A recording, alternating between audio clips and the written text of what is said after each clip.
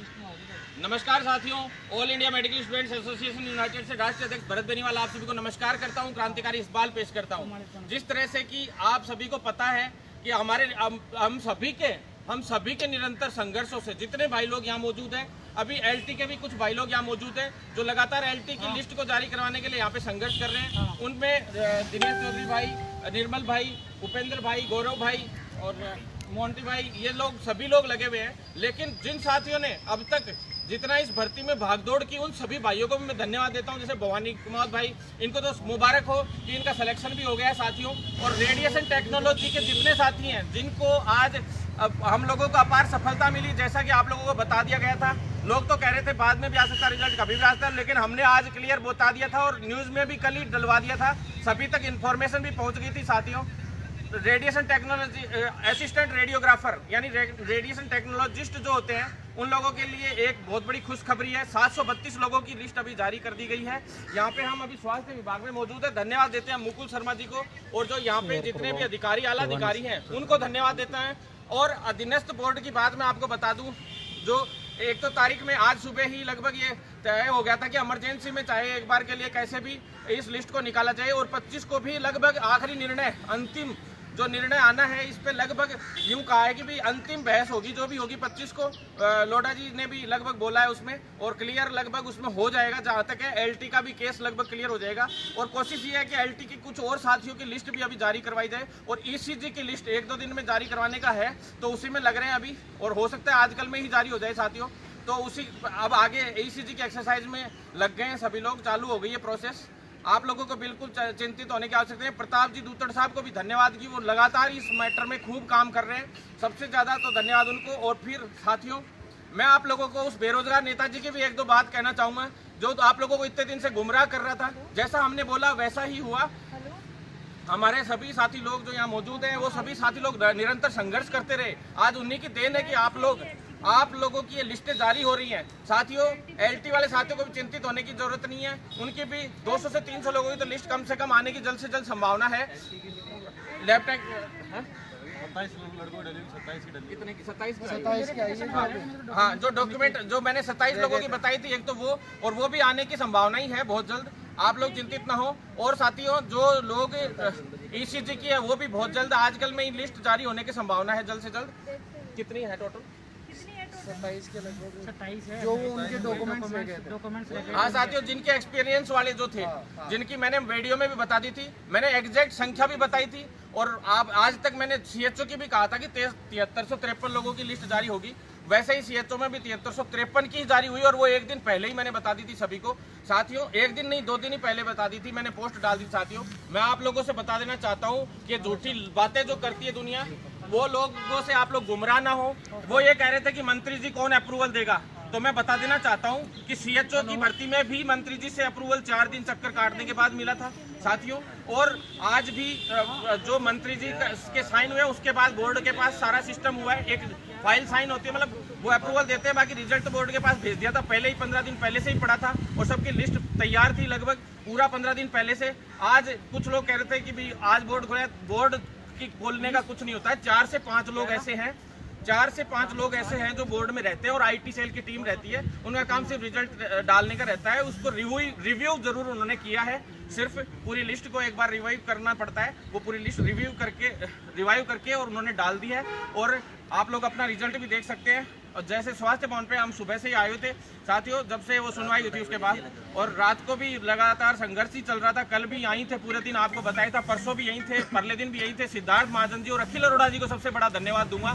सारे काम अधिकारियों के लेवल पे होते हैं। वो कहते हैं ना लोग कि भाई हम मंत्रियों के लेवल पे या किसी के लेवल पे, किसी के लेवल पे नहीं होते हैं। अधिकारी अगर चाहे तो भर्ती को रोक सकता है, अधिकारी अगर चाहे तो भर्ती को क्लियर कर सकता है। क्योंकि वो एक पॉइंट, एक छोटी सी नोट शीट में छोटा सा भी पॉइंट अगर ये लिख के दे दें कि अभी ये लिस्ट जारी नहीं हो सकती क्योंकि इसमें कोर्ट की दिक्कत है, वो दिक्कत है, तो फिर वो परिणाम जारी नहीं कर पाएगा मंत्री भी। तो मंत्री को भी पूरा अगर कन्वेंस करने का काम होता है, तो वो हेल्थ सेक्रेटरी से लेके और जितने नीचे तक अधिकारी और आला अधिकारी कर्मचारी होते हैं, उन्हीं के हाथ में होता है। तो सबसे पहले उन सभी कर्मचारियों को धन्यवाद। और साथियों, आप लोगों से मैं इतना ही कहना चाहता हूँ, इसी तरह से साथ बनाए रखोगे तो पैरामेडिकल की पूरी भर्तियां एक एक करके लाइन वाइज अभी इसी टाइम कंप्लीट होंगी।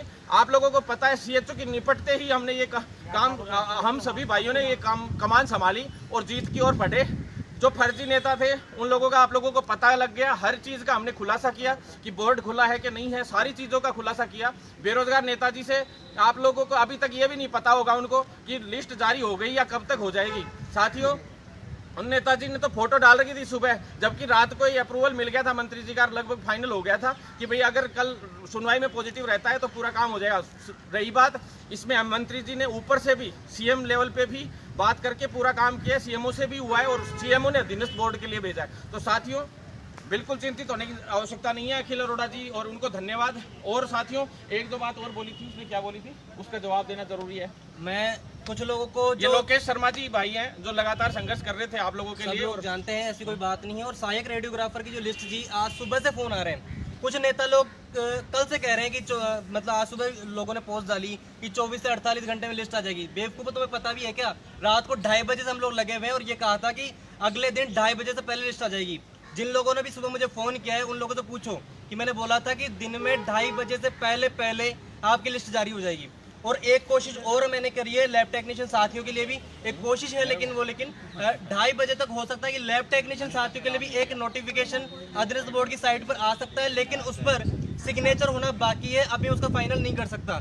दूसरी बात, उन यादव जी की बात करना चाहता हूँ जो बिना चप्पल घिसे आ जाते हैं। अरे यहाँ तो चप्पलें घिस गई है छात्रों की और तुम घर से परिणाम जारी करते हो। तुम जब अधीनस्थ बोर्ड जाते हो, अधीनस्थ बोर्ड तुम गए नहीं, तुम न्यूज लगवाए तो उपेन्द्र यादव वहां पहुंचा, ये यादव वहां पहुंचा। मैं सीधे मुंह पे बात करता हूं, तुम्हें आता क्या है? पर तुम्हारा स्टेटमेंट आज का मैंने देखा, परीक्षा परिणाम के बाद में बोर्ड लिस्ट जारी करवाएगा। परीक्षा हुई भी है क्या? ये बेवकूफी वाली हरकतें तुम रीट्वीट में करो, ये बेवकूफी वाली हरकतें तुम ये तृतीय श्रेणी शिक्षक ये पटवार वटवार में करो। मेडिकल डिपार्टमेंट जब समझ नहीं है तो आने की जरूरत नहीं है। और उन सारी फर्जी यूनियनों को मैं कहना चाहता हूँ जो 24 से 48 घंटे की बात कर रहे थे, तुम्हें जब नहीं पता तो जाके दुबक जाओ। और उन सभी, चाहे वो सरकारी यूनियन हो चाहे प्राइवेट यूनियन हो, आज तुम लोगों की वजह आज हालत हो रही है। कोविड हेल्थ कंसल्टेंट के रूप में हम लोग काम कर रहे हैं, लेकिन तुम्हें कुछ नहीं पता है। सारा क्रेडिट सारे और लोग ले जा रहे हैं, पैरामेडिकल के पास है तो क्या केवल तुम केवल खून और मूत की जांच करने वाले रह गए हो? तुम केवल एक्सरे करने वाले रह गए हो? तुम्हें कोई नहीं जानता कि तुम MRI करते हो, CT स्कैन करते हो। तो सीधी सी बात है, अपनी काबिलियत हमें बढ़ानी होगी। जितने भी साथी लगे हैं, चाहे पहले लैब टेक्नीशियन साथी लगे हो, चाहे सहायक रेडियोग्राफर लगे हो, हमें हमारी जो मजबूती है खुद को विकसित करनी है। और हमारे साथ बहुत नेता आते हैं जो चोरियां करते हैं। आज इस यूनियन की बता दो कोई जो 1 रुपए की चवन्नी की चोरी बता दे। ऐसे ही काम होते हैं और ऐसे ही काम करने होंगे। धन्यवाद साथियों, और ऐसे नेताओं की तो देख लेंगे। साथियों देखो, वो बंदा ये कहता है कि परीक्षा अधीनस्थ बोर्ड बोले काम, तो अधीनस्थ बोर्ड का इसमें सिर्फ 10% काम था। मैं आपको अभी भी बता देना चाहता हूँ, यहाँ अधिकारियों से भी आप सभी से पूछ सकते हो, 90% काम यहाँ के अधिकारियों ने किया, यहाँ के कर्मचारियों ने किया। सारी की सारी लिस्ट इन्होंने बना के भेजी। टोटल चीज मैंने जो बोली वैसे की वैसे हुई है, हम लोगों ने जो बोली। साथियों, पूरी लिस्ट 15 दिन से 20 दिन पहले ही जमा हो गई थी अधीनस्थ बोर्ड में। सिर्फ अधीनस्थ बोर्ड का काम इसमें सिर्फ इतना था कि आगे का मुखौटा सिर्फ अधीनस्थ आयोग था, अधीनस्थ बोर्ड था साथियों। बाकी पीछे का बैकग्राउंड पूरा इसने स्वास्थ्य विभाग ने संभाला था। वो कहता है, वो जो एक फर्जी नेताजी है वो कहता है कि भाई इसमें परीक्षा की कह रहा है कि परीक्षा, अरे भैया ये सीधी भर्ती थी, वो भी मेरिट से, और वो हमने करवाई इसलिए थी कि 20-25 दिन में 45 दिन में निपटा देंगे हम। लेकिन 2018 में जो आंदोलन करके उस वक्त आप अपने सीनियर से पूछ सकते हो, LT जो लैब टेक्नीशियन है, जो असिस्टेंट रेडियोग्राफर हैं, और जो आपके पहले लग गए ECG वाले, उनसे पूछ सकते हो। 2018 में हमने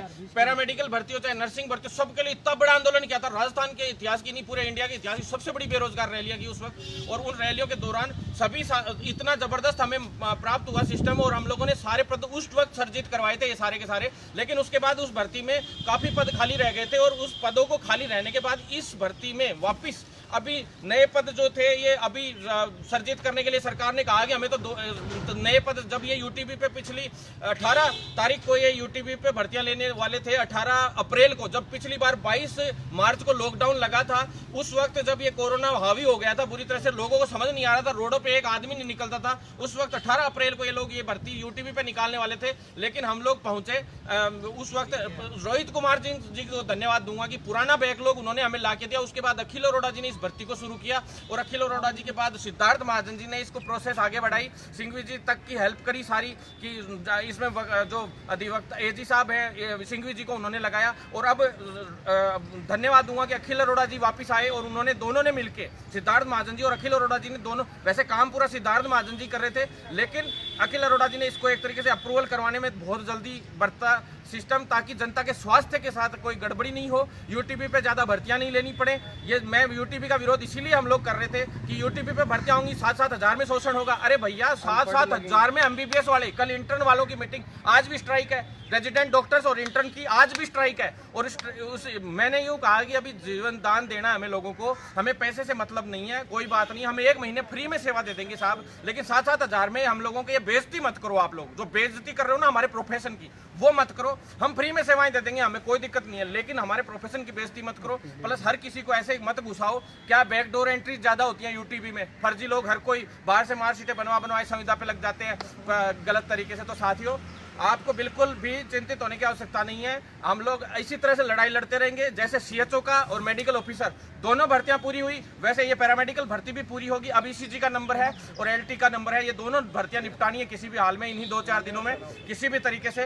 तो साथियों आपसे निवेदन है, साथ बनाए रखें। किसी भी गलत व्यक्ति के ये नहीं पता उसको कि भाई बोर्ड खुला है, बोर्ड अभी भी नहीं खुला है, अभी भी नहीं खुला है। उसमें सिर्फ 4 से 5 कर्मचारी हैं जिन्होंने, जो मैंने 2 या 3 बताया था आईटी सेल के लोग, उन्होंने ही परिणाम डाला है। और बोर्ड में सिर्फ 4 से 5 कर्मचारी, हमेशा ही कर्मचारी काम करते हैं। जैसे कि 7 तारीख को, पिछली 7 तारीख को कनिष्ठ अभियंता का जो एक नोटिफिकेशन परीक्षा रद्द का डाला गया था, उस वक्त भी बोर्ड बंद था, आपको सभी को पता है, लेकिन उसके बावजूद कनिष्ठ अभियंता भर्ती का एक नोटिफिकेशन जारी किया था। और कई बोर्ड ऐसे नोटिफिकेशन जारी करते हैं, लेकिन 24 तारीख तक अभी भी बोर्ड बंद है। बोर्ड ने सिर्फ और सिर्फ ये परिणाम जैसा स्वास्थ्य विभाग ने पहले तैयार करवा दिया था, ऐसा कैसा उसको रिवाइव करके एक बार के लिए एक्सरसाइज करके उसमें 4 से 5 कर्मचारी थे और उन्होंने डाल दिया। साथियों आप लोग चिंतित मत हो, पता चल गया होगा आपको कि कितनी मूर्ख व्यक्ति ने, हमारे इस बेरोजगार नेताजी ने हमारे इस फील्ड में आगमन किया। और हाथ जोड़ लेते हैं, नेताजी आप चले जाओ, आपने कहा था हिंदुस्तान छोड़ दूंगा, फलाने का वक्त आ चुका है। जिसको ये नहीं पता ये भर्ती 2018 की है, 2020 की है,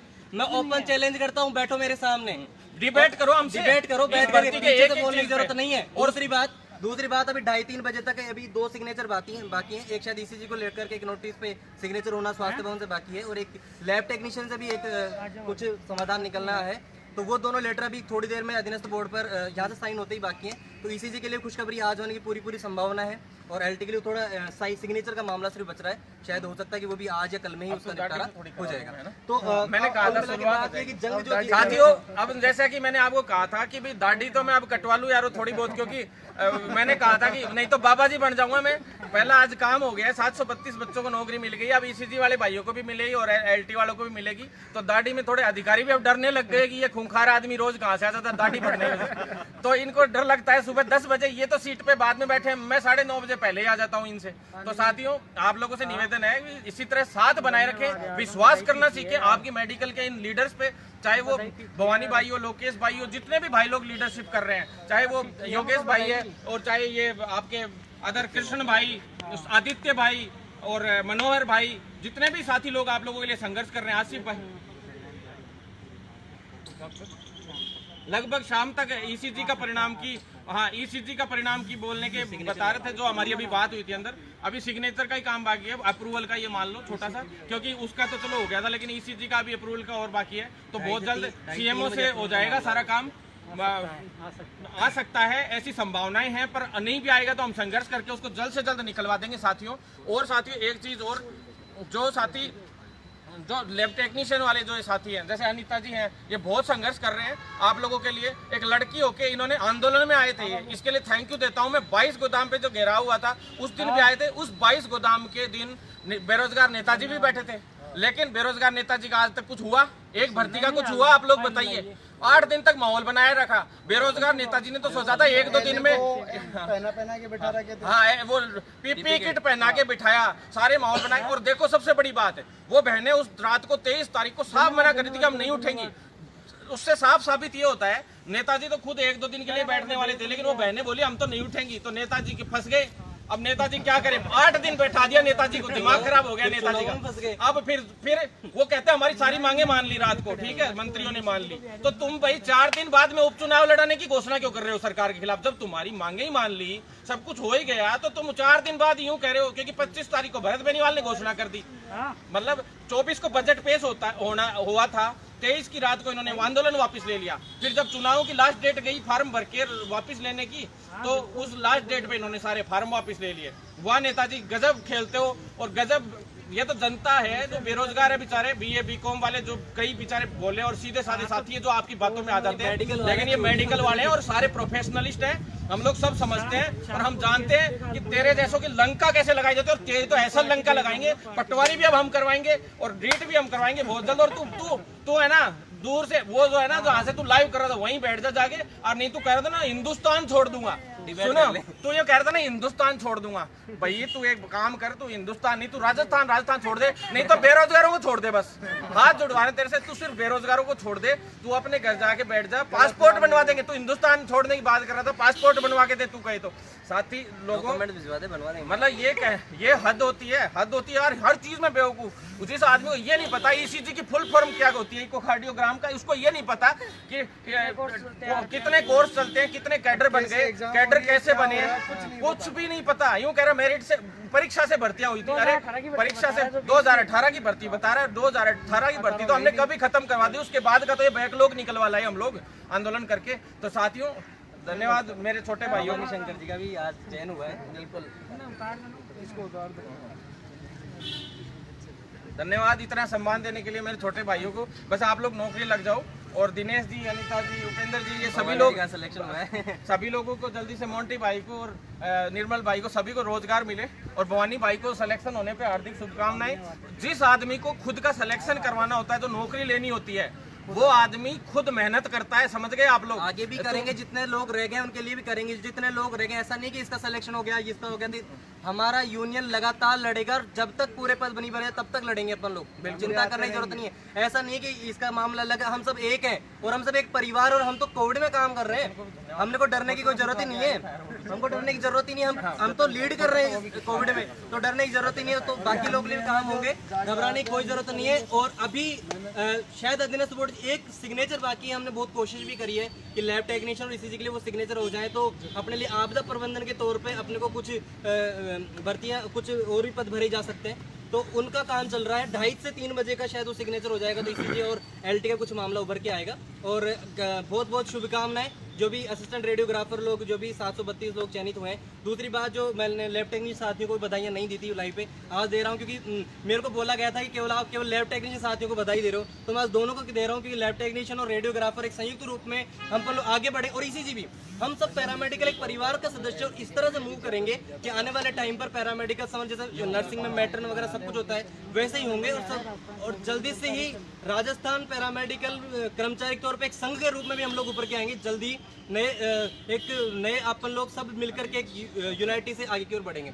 धन्यवाद साथियों, मैं तो इतना ही कहता हूँ, जितने भी आप लोग संगठन हो, एक जगह पे मर्ज हो जाओ और इस फील्ड के लिए लड़ना शुरू कर दो, ताकि आप लोगों का शोषण बंद हो जाए। मैं तो इतना ही कहना चाहता हूँ, सारे साथी लोग आप लोग एकजुट रहो, मैं तो इतना चाहता हूँ। जतन भाई को भी बहुत धन्यवाद कि वो, उनकी दादी जी की डेथ हो गई थी, चलो वो आ गए थे, आज अधीनस्थ आयोग भी आए थे, अधीनस्थ बोर्ड भी आए थे। मैं साथियों इतना ही कहता हूँ, जतन भाई भी आप लोगों के लिए संघर्ष कर रहे हैं, उनके लिए भी धन्यवाद। और बाकी जो अदर भाई लोग हैं जिन्होंने एक दिन भी आके यहाँ पे संघर्ष किया है, उनको भी बहुत बहुत धन्यवाद। और केशव भाई को भी धन्यवाद, जो अभी इस भर्ती में हमारे आरपीएस, हमारे भाई आरपीएस से भी नए प्रदेशाध्यक्ष बनाए गए हैं। राजस्थान पैरामेडिकल स्टूडेंट यूनियन ने ये ठानी थी कि जब तक इस वैकेंसी में हम लोग 2000 जो साथी हैं आरपीएम से आ रहे साथियों के लिए जब तक ये लिस्ट जारी नहीं करवा देंगे, तब तक राजस्थान पैरामेडिकल स्टूडेंट यूनियन आरपीएसयू से प्रदेशाध्यक्ष घोषित नहीं करेंगे। लेकिन आज वो वक्त आ चुका है, आरपीएसयू से जो प्रदेश अध्यक्ष होंगे माननीय हमारे भाई और केशव कांत शर्मा जी होंगे। दूसरी बात, ईसीजी के लिए भी बहुत खुशखबरी, बहुत हमने तभी करी है हमारी जबान पर कि जब तक अपनी लिस्ट जारी नहीं होगी तब तक प्रदेश अध्यक्ष घोषित नहीं होगा। आज 2 साल या 3 साल हो चुका है इस यूनियन को, आज हम घोषणा कर रहे हैं और हम पूरे इक्वलिटी से ही काम करेंगे। और ये जो पद है, ये पद आएंगे जाएंगे, लेकिन हमारे पास जो रहना चाहिए हमारा कैडर रहना चाहिए, कैडर है तो सब कुछ है। बहुत बहुत धन्यवाद साथियों। देखो बहुत लंबा हो गया वीडियो, अब लैब टेक्नीशियन वाले साथियों के लिए मैं ये कहना चाहता हूँ कि एलटी वाले जितने भी साथी हैं, वो एक ग्रुप तैयार करके जल्दी से तुरंत प्रभाव से अब रेगुलर यहाँ आना शुरू करो। बहुत जल्दी आप लोगों का भी समाधान होगा। कोशिश कर रहे हैं 1-2 दिन में ही कुछ लोगों की अभी और लिस्ट निकाली जाए, फिर और प्रयास करेंगे कि इसी तरह से जैसे इसकी इतनी बड़ी लिस्ट आई है तो एलटी की भी, एलटी में भी उस टाइम थोड़ा एक्टिव और ज्यादा मैं हो जाता थोड़ा जल्दी से, तो उस वक्त शायद सीएचओ और एलटी मिक्सअप चल रहा था थोड़ा सा उस टाइम, तो और ज्यादा एक्टिव हो जाता, तो शायद ये अब तक और एलटी में थर्ड लिस्ट भी निकलवाएंगे, उनके डीवी भी करवाएंगे। आप चिंता मत करो, सारे काम होंगे। लेकिन आप लोग पहले सेकंड लिस्ट का है, फिर उसके बाद सारा काम होगा। आप लोग चिंता मत करो। अगर वेटिंग भी खाली रहती है इन भर्तियों में तो वो उसके लिए भी लगातार हम ही संघर्ष करते हुए मिलेंगे। आप लोग चिंता मत करो। बेरोजगार नेताजी तो कहीं इधर उधर भी नहीं नजर आएंगे थोड़े दिन में, क्योंकि उनको बेचारों को फिर जैसे बोर्ड वोर्ड खुलेंगे तो पटवारी उनमें भी तो माहौल बनाना पड़ेगा, फॉलोवर्स भी तो बनाने हैं उनको, काम तोड़ना है। 2.5 साल में एक भी भर्ती नहीं आई, एक भी भर्ती चालू नहीं हुई आज तक। और मेरे को ये समझ में नहीं आता बेरोजगार नेताजी अचानक से 4 साल बाद आंदोलन पे कैसे बैठ गए। अधीनस्थ बोर्ड खुल गया तो क्या है, आरपीएससी भी खुला लो, आप माध्यमिक शिक्षा बोर्ड भी खिला लो, सब कुछ खुला लो। आप नेताजी कुछ भी कर सकते हो। आपके आगे हाथ जोड़ के विनती है कि आप दुनिया की सबसे बड़ी ताकत हो, आप सीएम से भी ऊपर हो। हिंदुस्तान छोड़ने की बात करते हो सकता है प्रधानमंत्री के लेवल के भी आदमी हो, ऊपर तो है, लेकिन अधीनस्थ बोर्ड का चौकीदार भी नहीं जानता, गालियां देते हैं, अरे कौन वो पागल आदमी। सब समझने लग गए। और हम आपको सिर्फ इतना सा कहना चाहते हैं कि आपसे हाथ जोड़ के विनती, आप इंटरफेयर मत करो, नहीं तो और बुरी बेइज्जती आपको यहाँ पे सामना करना पड़ेगा बहुत जल्द, क्योंकि हम काम करना जानते हैं धरातल पे और काम करेंगे और सब दुनिया को ये बताएंगे कि आपसे क्या किया गया। और हम लोगों की आज 3री भर्ती है जो निपटने में आ गई, सारी भर्तियां हम निपटाएंगे, लगे हुए हैं और बहुत जल्द इसमें सफलता हासिल होगी। साथियों, ये जवाब है मेरा उस ऑडियो का भी उस बेरोजगार नेताजी को, उसको ये बात पहुंचा देना कि क्या क्या होता है मेडिकल फील्ड में और कैसे कैसे भर्तियां होती है, सारी प्रोसेस बता देना उनको।